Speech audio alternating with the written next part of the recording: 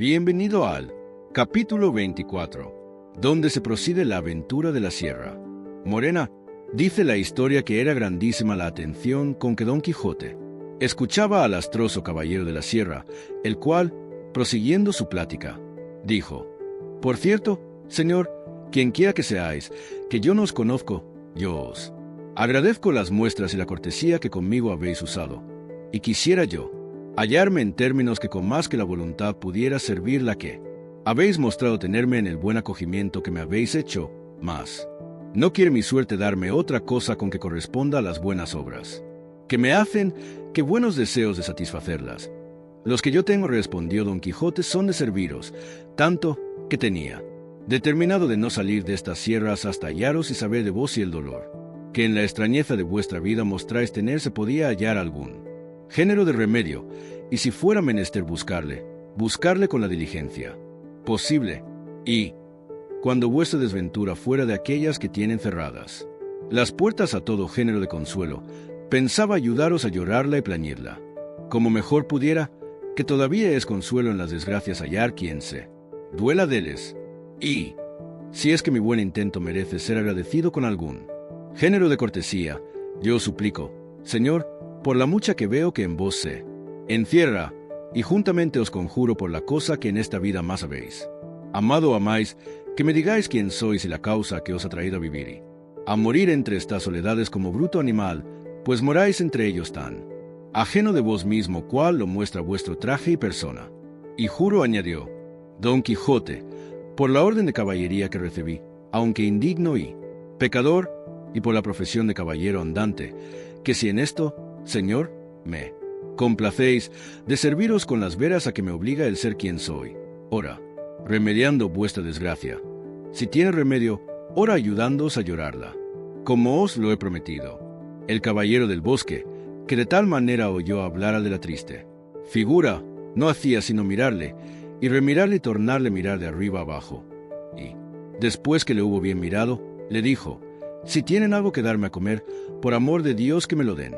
que, después de haber comido, yo haré todo lo que se me manda, en agradecimiento de tan buenos deseos como aquí se me han mostrado. Luego sacaron Sancho de su costal y el cabrero de su zurrón, con que satisfizo el roto su hambre, comiendo lo que le dieron como persona,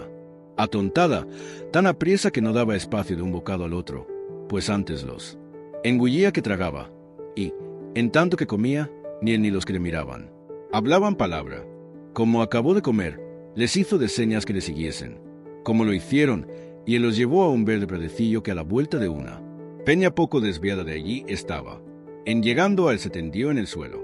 encima de la hierba, y los demás hicieron lo mismo, y todo esto sin que ninguno hablase, hasta que el roto, después de haberse acomodado en su asiento, dijo: Si gustáis, señores, que os diga en breves razones la inmensidad de mis desventuras, habéisme de prometer de que con ninguna pregunta, ni otra cosa, no interromperéis el hilo de mi triste historia, porque en el punto que lo hagáis, en ese se quedará lo que fuere contando. Estas razones del roto trujeron a la memoria a Don Quijote el cuento que le había contado su escudero, cuando no acertó el número de las cabras que habían pasado el río, y se quedó la historia pendiente. Pero, volviendo al roto, prosiguió diciendo: Esta prevención que hago es porque querría pasar brevemente por él cuento de mis desgracias, que el traerlas a la memoria no me sirve de otra cosa que añadir otras de nuevo, y mientras menos me preguntáredes, más presto acabaré yo de decillas, puesto que no dejaré por contar cosa alguna que sea de importancia para no satisfacer del todo a vuestro deseo. Don Quijote se lo prometió en nombre de los demás, y él, con este seguro, comenzó de esta manera: Vión, mi nombre es Cardenio, mi patria, una ciudad de las mejores de esta Andalucía, mi linaje, noble, mis padres, ricos, mi desventura, tanta que la deben de haber llorado mis padres y sentido mi linaje, sin poderla aliviar con su riqueza, que para remediar desdichas del cielo poco suelen valer los bienes de fortuna. Vivía en esta mesma tierra un cielo, donde puso el amor toda la gloria que yo acertara a desearme. Tal es la hermosura de Lustinda, doncella, tan noble y tan rica como yo,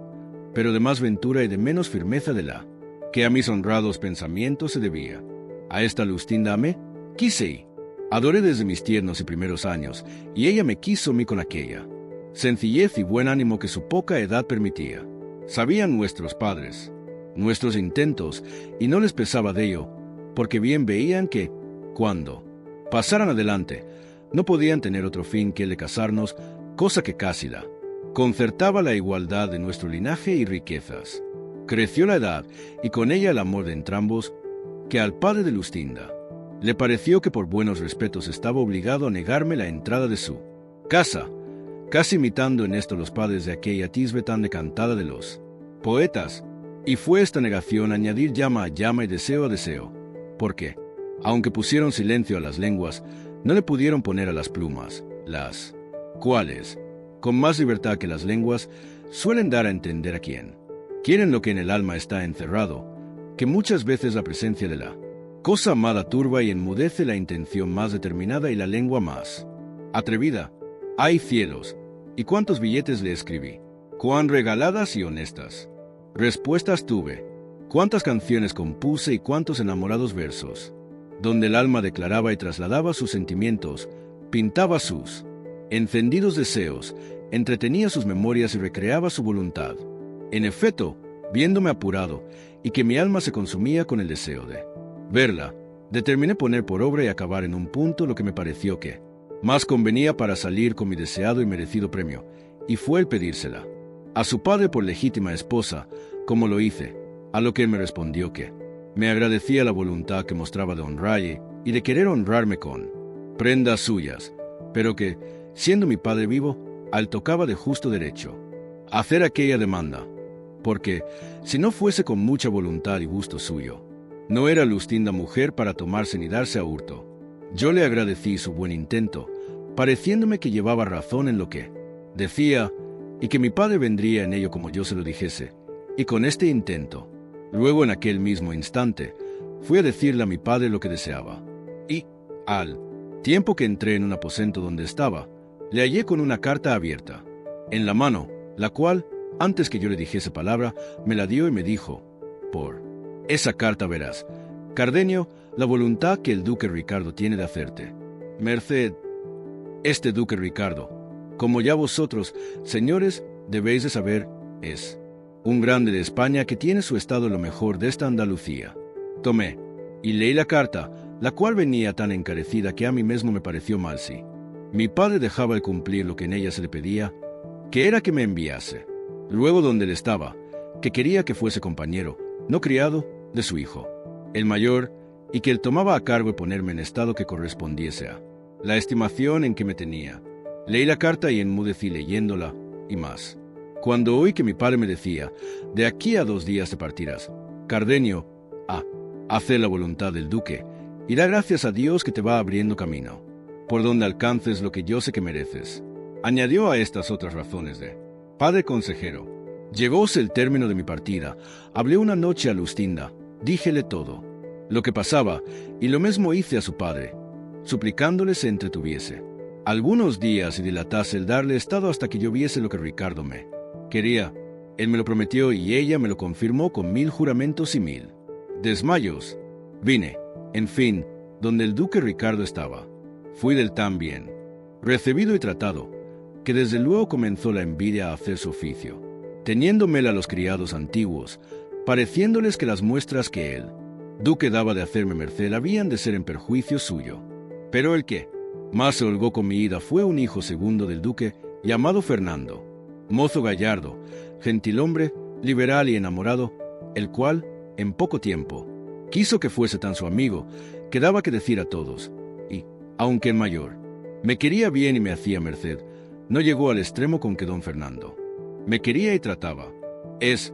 pues, el caso que, como entre los amigos no hay cosa secreta que no se comunique, y la privanza que yo tenía con don Fernando dejada de serlo. Por ser amistad,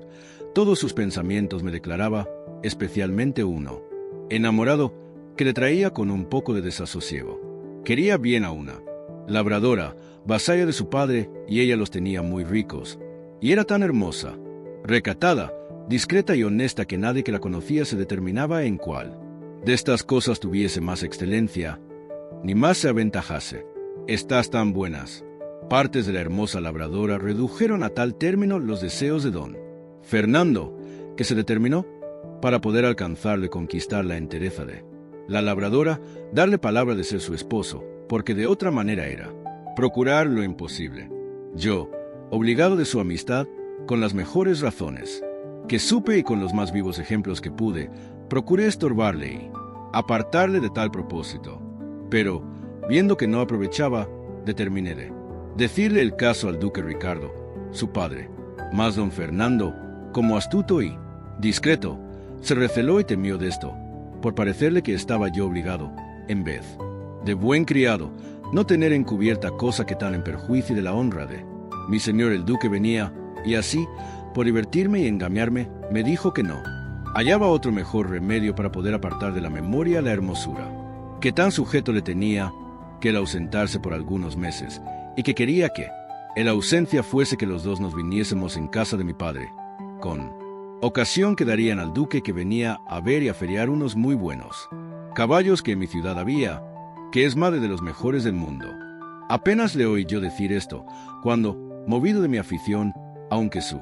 determinación no fuera tan buena, la aprobara yo por una de las más acertadas que se podían imaginar, por ver cuán buena ocasión y coyuntura me ofrecía de volver a ver a mi Lustinda. Con este pensamiento y deseo, aprobé su parecer y esforcé su propósito, diciéndole que lo pusiese por obra, con la brevedad posible, porque, en efecto, la ausencia hacía su oficio, a pesar de los más firmes pensamientos. Ya cuando me vino a decir esto, según después se supo, había gozado la labradora con título de esposo y esperaba ocasión de descubrirse a su salvo, temeroso de lo que el duque su padre haría cuando supiese su disparate. Sucedió, pues, que, como el amor en los mozos, por la mayor parte, no lo es, sino apetito, el cual, como tiene por último fin el deleite, en llegando a alcanzarle se acaba y ha de volver atrás aquello que parecía amor. ¿Por qué no? Puede pasar adelante del término que le puso naturaleza, el cual término no le puso lo que es verdadero amor. Quiero decir que, así como don Fernando gozó a la labradora, se le aplacaron sus deseos y se resfriaron sus ahincos, y, si primero fingía quererse ausentar, por remediarlos, ahora de veras procuraba irse, por no ponerlos en ejecución. Diole el duque licencia, y mandóme que la acompañase. Venimos a mi ciudad, recibióle mi padre como quien era. Vi yo luego a Lustinda. Tornaron a vivir, aunque no habían estado muertos ni amortiguados, mis deseos, de los cuales di cuenta, por mi mal, a don Fernando, por parecerme que, en la ley de la mucha amistad que mostraba, no le debía encubrir nada. Alabéle la hermosura, donaire y discreción de Lustinda de tal manera, que mis alabanzas movieron en él los deseos de querer ver doncella de tantas buenas partes adornada. Cumplíselos yo, por mi corta suerte, enseñándosela una noche, a la luz de una vela, por una ventana por donde los dos solíamos hablarnos. Viola ensayo, tal, que todas las bellezas hasta entonces por él vistas las puso en olvido. Enmudeció, perdió el sentido, quedó absorto y, finalmente, tan enamorado cual lo veréis en el discurso del cuento de mi desventura, y, para encenderle más el deseo, que a mí me celaba y al cielo a solas descubría, quiso la fortuna que hallase un día un billete suyo, pidiéndome que la pidiese a su padre por esposa, tan discreto, tan honesto y tan enamorado que, en leyéndolo, me dijo que en sola Lustinda se encerraban todas las gracias de hermosura y de entendimiento que en las demás mujeres del mundo estaban repartidas. Bien es verdad que quiero confesar ahora que, puesto que yo veía con cuán justas causas don Fernando a Lustinda alababa, me pesaba de oír aquellas alabanzas de su boca y comencé a temer y a recelarme de él, porque no se pasaba momento donde no quisiese que tratásemos de Lustinda, y él movía la plática, aunque la trujese por los cabellos, cosa que despertaba en mí un no sé qué de celos, no porque yo temiese revés alguno de la bondad y de la fe de Lustinda, pero con todo eso me hacía temer mi suerte lo mismo que ella me aseguraba. Procuraba siempre don Fernando leer los papeles que yo a Lustinda enviaba y los que ella me respondía, a título que de la discreción de los dos gustaba mucho. Acaeció, pues, que, habiéndome pedido Lustinda aún libro de caballerías en que leer, de quien era ella muy aficionada, que era él, de Amadís de Gaula. No hubo bien oído don Quijote nombrar libro de caballerías, cuando dijo, con que me dijera vuestra merced, al principio de su historia, que su merced de la señora Lustinda era aficionada a libros de caballerías, no fuera menester otra exageración para darme a entender la alteza de su entendimiento, porque no le tuviera tan bueno como vos, señor, le habéis pintado, si careciera del gusto de tan sabrosa leyenda. Así que, para conmigo, no es menester gastar más palabras en declararme su hermosura, valor y entendimiento, que, con solo haber entendido su afición, la confirmo por la más hermosa y más discreta mujer del mundo. Y quisiera yo, señor, que vuestra merced le hubiera enviado junto con Amadís de Gaula al bueno de don Rugel de Grecia, que yo sé que gustara a la señora Lustinda mucho de Daraida y Geraya, y de las discreciones del pastor Darinelli de aquellos admirables versos de sus bucólicas, cantadas y representadas por el contodo, donaire, discreción y desenvoltura. Pero tiempo podrá venir en que se enmiende esa falta, y no dura más en hacerse la enmienda de cuanto quiera. Vuestra merced ser servido de venirse conmigo a mi aldea, que allí le podré dar más de 300 libros, que son el regalo de mi alma y el entretenimiento de mi vida, aunque tengo para mí que ya no tengo ninguno. Merced a la malicia de malos y envidiosos encantadores. Y perdóneme, vuestra merced el haber contravenido a lo que prometimos de no interromper su plática, pues, en oyendo cosas de caballerías y de caballeros andantes, así, es en mi mano dejar de hablar en ellos, como lo es en la de los rayos del sol, dejar de calentar, ni humedecer en los de la luna. Así que, perdón y proseguir, que es lo que ahora hace más al caso. En tanto que don Quijote estaba diciendo lo que queda dicho, se le había caído a Cardenio la cabeza sobre el pecho, dando muestras de estar profundamente pensativo. Y, puesto que 2 veces le dijo don Quijote que prosiguiese su historia, ni alzaba la cabeza ni respondía palabra, pero, al cabo de un buen espacio, la levantó y dijo, no se me puede quitar del pensamiento, ni habrá quien me lo quite en el